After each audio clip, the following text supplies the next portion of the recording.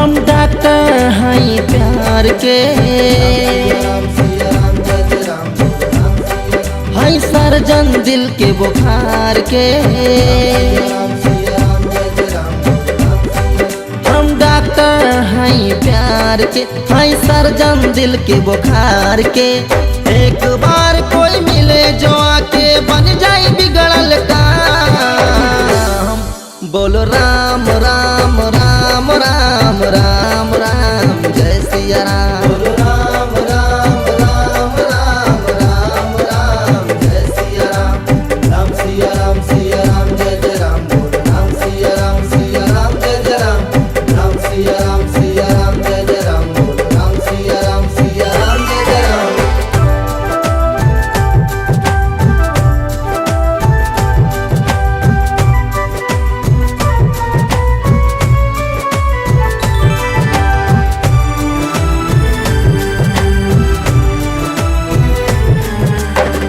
बचपन की गलतियों से बिल्कुल ना घबराना। कोई कमजोरी हो तो सेंटर पे आ जाना। राम सिया राम जय जय राम। बचपन की गलतियों से बिल्कुल ना घबराना। कोई कमजोरी हो तो सेंटर पे आ जाना।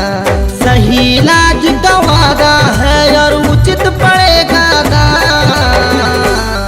बोलो राम राम राम राम राम राम जय सिया राम। बोलो राम राम राम राम राम राम जय सिया राम।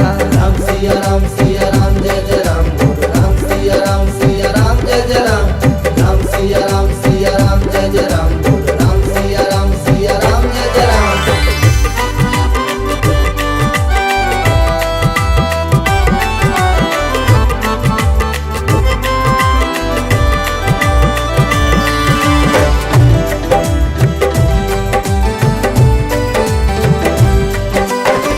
छोड़ो अंग्रेजी देसी औषधि अपनाओ और अपना मैरिज लाइफ सुख में बिताओ।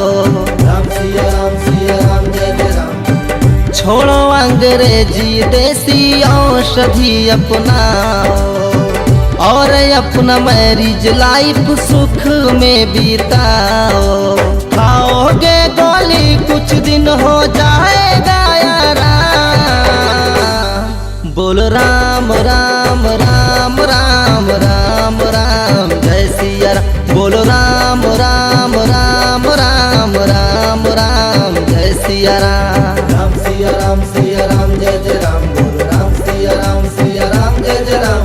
राम सिया राम जय जय राम। बोलो राम सिया राम जय जय राम।